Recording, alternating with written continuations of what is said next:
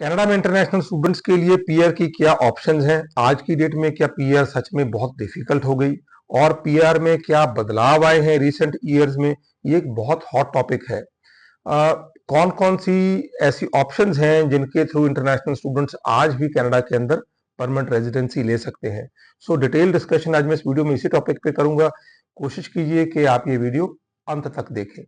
स्वागत आप सबका हमारे एमकेन इमिग्रेशन के इस यूट्यूब चैनल के ऊपर। मेरा नाम पृथ्वीपाल सिंह गिल, मैं एक लाइसेंस्ड और रेगुलेटेड कैनेडियन इमिग्रेशन कंसल्टेंट हूं। एक छोटी सी गुजारिश, इस वीडियो को शुरू करने से पहले अगर आपने हमारे यूट्यूब के चैनल को अब तक सब्सक्राइब नहीं किया या पहली बार हमारे चैनल पर विजिट कर रहे हैं, मेरी रिक्वेस्ट है जरूर सब्सक्राइब करें। हम बहुत तरह के इन्फॉर्मेटिव वीडियोस रेगुलर बेसिस पे इसी प्लेटफॉर्म के थ्रू आपके साथ शेयर करते रहते हैं। कनाडा के अंदर इंटरनेशनल स्टूडेंट्स के लिए पीआर की क्या ऑप्शंस हैं? इंडिया से हमारे जो भी इंटरनेशनल स्टूडेंट्स कनाडा जाते हैं, उनके मन में कहीं ना कहीं ये डिजायर या इच्छा जरूर रहती है कि पढ़ाई खत्म होने के बाद हम किसी तरीके से कनाडा के अंदर परमानेंट रेजिडेंसी ले पाएं, ताकि हम पक्के तौर पे कनाडा के अंदर रह पाएं। हम जानते हैं कि इंटरनेशनल स्टूडेंट्स के पास 2 साल की तो पढ़ाई होती है, उसके बाद 3 साल का पोस्ट ग्रेजुएट वर्क परमिट उन्हें मिल जाता है। सो अप्रोक्सीमेटली 5 साल के लिए इंटरनेशनल स्टूडेंट कनाडा के अंदर रह सकते हैं। अब 5 साल के बाद इधर स्टूडेंट को वापस आना पड़ेगा, अदरवाइज उसे कोई ना कोई रास्ता ढूंढना पड़ेगा जिसके थ्रू वो कनाडा के अंदर लंबे समय के लिए रुक पाए। और परमानेंट रेजिडेंसी एक ऐसा मेथड है, एक ऐसा तरीका है जिसके थ्रू आप कनाडा के अंदर पक्के तौर पे रह सकते हो। अब इसमें क्या चेंजेस आई हैं, क्यों बार बार ये बात उठ रही है कि कनाडा के अंदर अब इंटरनेशनल स्टूडेंट्स के लिए पीआर लेना बहुत मुश्किल हो गया? कनाडा सबसे ज्यादा डिजायर्ड कंट्री एक टाइम पे थी, आज भी है। उसका सबसे बड़ा कारण स्पेशली फॉर इंटरनेशनल स्टूडेंट्स वो है कि वहां के पीआर के जो रास्ते हैं या ऑप्शंस हैं, they are much easier in comparison to, अगर हम यूके की बात करें, ऑस्ट्रेलिया की बात करें या यूएसए की बात करें। सो इन कंपैरिजन आज भी अगर हम देखें तो कनाडा के अंदर इंटरनेशनल स्टूडेंट्स के लिए जो पीआर की ऑप्शंस हैं, they are much bigger and much easier in comparison to ये जो बाकी 3 कंट्रीज मैंने आपको इंग्लिश स्पीकिंग कंट्रीज गिनाई है। अब प्रॉब्लम कहां पे आई है? सबसे पहले तो बात करते हैं कि कौन से रास्ते हैं जिनके थ्रू हम कनाडा के अंदर as a international student PR ले सकते हैं। नंबर 1 है through express entry. Express entry के अंदर आपके पास एक ऑप्शन रहती है कैनेडियन एक्सपीरियंस क्लास। जब इंटरनेशनल स्टूडेंट कनाडा के अंदर पढ़ाई कर लेता है, उसके बाद ड्यूरिंग देयर पोस्ट का जो वर्क परमिट, एटलीस्ट उसे 1 साल का वर्क एक्सपीरियंस चाहिए and they can easily qualify in express entry under Canadian experience class to get their permanent residency. So ये एक बहुत अच्छी ऑप्शन है, ये हर स्टूडेंट के लिए है। अब इसमें ये है कि ये पॉइंट बेस्ड प्रोग्राम है। इसमें आपकी एज के पॉइंट्स हैं। अगर आपकी उम्र 30 ईयर से कम है तो आपको सारे पॉइंट्स ही मिल जाते हैं। आपकी एजुकेशन के पॉइंट्स हैं, सो जितने भी हायर आपकी एजुकेशन होगी उतने ही अच्छे पॉइंट्स आप यहाँ पे गेन कर सकते हो। इसके अलावा आपकी लैंग्वेज प्रोफिशिएंसी। अब लैंग्वेज के अंदर 2 चीजें हैं यहाँ पे, इधर इंग्लिश और फ्रेंच और बोथ। अगर आपके पास अच्छा इंग्लिश का स्कोर है, मींस आइल्स का या पीटी, आजकल पीटी भी एक्सेप्ट होती है, या फिर आपके फ्रेंच का स्कोर है अच्छा और आपने B2 लेवल तक फ्रेंच की हुई है, then you stand a very good chance कि आपको आपके जो लैंग्वेज प्रोफिशिएंसी के नंबर हैं, कोई काफी ज्यादा नंबर हैं, ये नंबर आप अच्छे स्कोर कर लेते हो तो आपके जो पॉइंट्स है वो काफी ऊपर चले जाते हैं। इसी तरह आपकी एजुकेशन, एजुकेशन की मैंने पहले बात कर ली। हायर आपकी एजुकेशन है, जितनी भी अच्छी आपके पास एजुकेशन होगी उतने अच्छे आपको पॉइंट्स मिल सकते हैं। Then your work experience. अब वर्क एक्सपीरियंस दोनों तरह का, चाहे आपका आउटसाइड कनाडा वर्क एक्सपीरियंस हो या इनसाइड कनाडा वर्क एक्सपीरियंस हो, उसके भी आपको अच्छे पॉइंट्स मिल जाते हैं। अब कनाडा के अंदर जब आप पढ़ाई कर लेते हो उसके आपको एडिशनल पॉइंट्स मिलते हैं। अब ये डिपेंड करता है आपने डिप्लोमा किया है, डिग्री की है, क्योंकि दोनों के जो पॉइंट्स हैं वो अलग अलग हैं। डिग्री के पॉइंट्स हमेशा ज्यादा हैं, डिप्लोमा के पॉइंट्स थोड़े से कम है। सो यहाँ भी फर्क पड़ जाता है। इसके अलावा अगर आपका कोई बहन भाई वहां पे रहता है, स्पेशली सिबलिंग्स हैं आपके, तो उनके एडिशनल पॉइंट्स आपको मिलते हैं। कुछ अडेप्टेबिलिटी फैक्टर्स और हैं जिनके आपको कुछ पॉइंट्स मिल जाते हैं।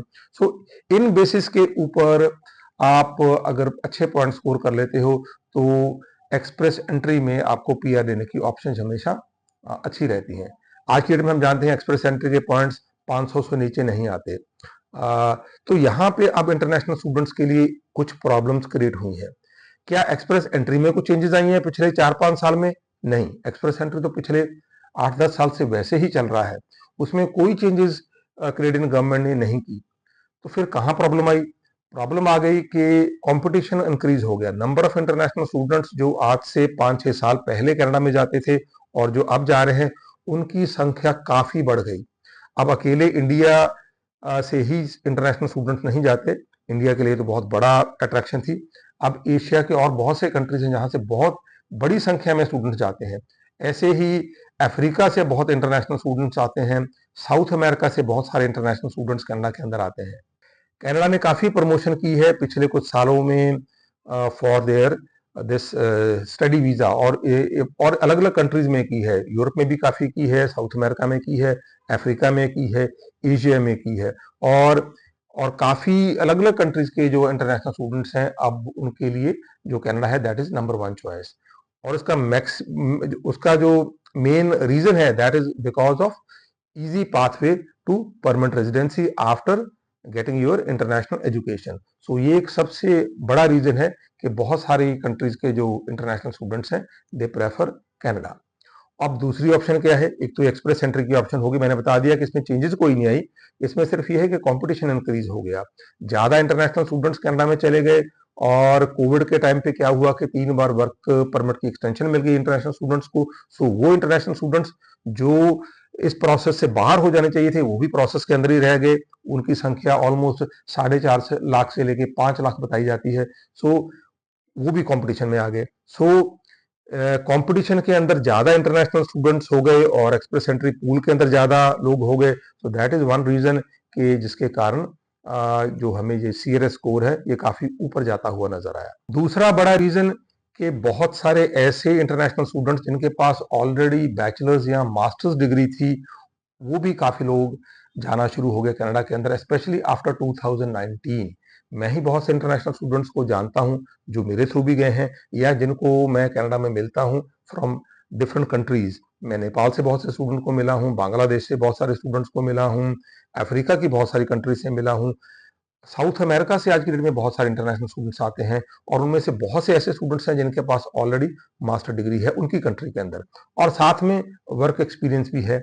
अब उनको हमेशा एज रहती है इन कंपैरिजन टू जो +2 वाले या बैचलर स्टूडेंट्स इंडिया से जाते हैं जिनके पास प्रायर वर्क एक्सपीरियंस नहीं है, तो उनका CRS स्कोर हमेशा ऊपर रहता है। So that is another reason कि CRS स्कोर आपको ऊपर नजर आता है, बिकॉज वो अब ऐसे बहुत से लोग अब पूल के अंदर आ गए। सो दो तो ये कारण थे जिनके कारण हमने देखा कि PR की जो ऑप्शंस है वो थोड़ी डिफिकल्ट हो गई। अब एक और जो बहुत अच्छी और आसान ऑप्शन इंटरनेशनल स्टूडेंट्स के लिए थी, वो थी through PNP, provincial nominee programmes. ये हर प्रोविंस के पास, हर स्टेट के पास अलग अलग अपने प्रोविंशियल नॉमिनी प्रोग्राम्स हैं, जिनके थ्रू स्पेशली जो इंडिया से स्टूडेंट गए हैं, उनमें से स्पेशली जो पंजाब हरियाणा से गए हैं पिछले कुछ सालों में, उनको PR मिली। क्योंकि जो PNP प्रोग्राम्स हैं, यहाँ पे PR लेना थोड़ा सा आसान है। हालांकि ये भी पॉइंट बेस्ड प्रोग्राम्स हैं, बट इनके अंदर थोड़ा इजी है। इनमें अगर आपके पास लोअर लेवल की क्वालिफिकेशन है या लोअर लेवल की जॉब है, then also you can qualify under various different PNP programs। इनमें एक प्रोग्राम नहीं होता, अलग अलग प्रोविंसेस के पास अलग अलग प्रोग्राम है। कईयों के पास तो डेडिकेटेड प्रोग्राम है ओनली फॉर हॉस्पिटैलिटी या ओनली फॉर हेल्थ केयर। सो इनमें PR लेना हमेशा ही आसान रहता है। सो यहाँ पे हमारे इंडियन स्टूडेंट्स ने, स्पेशली जैसे मैंने बोला नॉर्थ इंडिया के स्टूडेंट्स ने काफी PR ली। अब वहां भी कंपटीशन बहुत हो गया। छोटे प्रोविंसेस जिनमें जैसे अटलांटिक प्रोविंसेस हैं, नोवा स्कोशिया, न्यू ब्रंसविक, इनमें PR लेना आसान था। पहले कम इंटरनेशनल स्टूडेंट जाते थे, अब वहां भी इंटरनेशनल स्टूडेंट बहुत जाने शुरू हो गए, तो यहाँ भी कंपटीशन हो गया। और बहुत से ऐसे प्रोग्राम PNP को क्लोज करने पड़े जहां पे पहले कम एप्लीकेशंस आती थी। अब ये सिचुएशन होगी कि विद इन 3-4 मंथ्स ही वहां पे जो है वो जो पर्टिकुलर प्रोग्राम है वो फिल आउट हो जाता है। सो बहुत बार PNP को पूरा साल वो प्रोग्राम नहीं चलाते, वो आधे रास्ते में ही वो प्रोग्राम बंद कर देते हैं। सो इसकी वजह से बहुत सारे इंटरनेशनल स्टूडेंट्स PR हासिल नहीं कर पा रहे। दूसरी बात, अब रिसेंटली क्या हुआ, रिसेंटली कनाडा इमिग्रेशन ने 20% कट लगा दिया अपने PR के प्रोग्राम में, जिसकी अनाउंसमेंट अभी की है कनाडा के इमिग्रेशन मिनिस्टर ने पिछले महीने ही। सो उसमें क्या हुआ, अब 20% कट की वजह से जो PNP था, PNP के पास कोटा था ऑलमोस्ट 110 लाख, 1,10,000, वो कम करके उन्होंने 55,000 कर दिया। सो आधा तो वहां कट लगा दिया।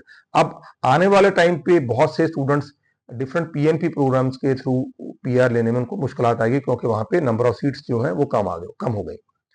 हालांकि एक्सप्रेस एंट्री के अंदर उन्होंने कोटा इंक्रीज किया है, 1,11,000 से बढ़ा के इसको 1,25,000 कर दिया गया है। सो वहां कोटा थोड़ा सा इंक्रीज किया है, approximately 14,000 more seats have been added.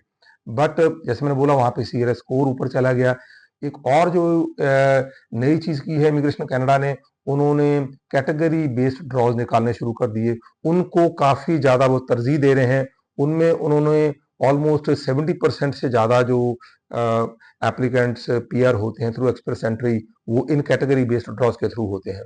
सो यहाँ भी एक मुश्किल आ गई। अब जो स्टूडेंट उन कैटेगरी स्पेसिफिक फील्ड में काम नहीं कर रहे, उनको क्वालिफाई करना मुश्किल हो गया। सो ये वजह है जिनके कारण ये हमें पीआर का जो सीन है ये डिफिकल्ट होता हुआ नजर आ रहा है इंटरनेशनल स्टूडेंट्स के लिए।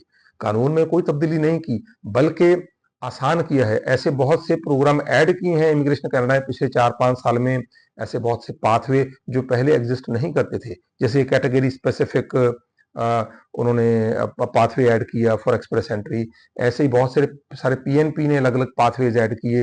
रूरल या रीजनल जो पायलट प्रोजेक्ट था वो था, जिसके थ्रू बहुत सारे इंटरनेशनल स्टूडेंट्स पीआर लेते थे। अब भी रिसेंटली सस्कैचुअन ने, मैनिटोबा ने कुछ प्रोग्राम ऐड किए हैं, इवन अल्बर्टा ने ऐड किए हैं अपनी पीएनपी के अंदर, जहां पे इंटरनेशनल स्टूडेंट्स ज्यादा आसानी से पीआर ले सकते हैं।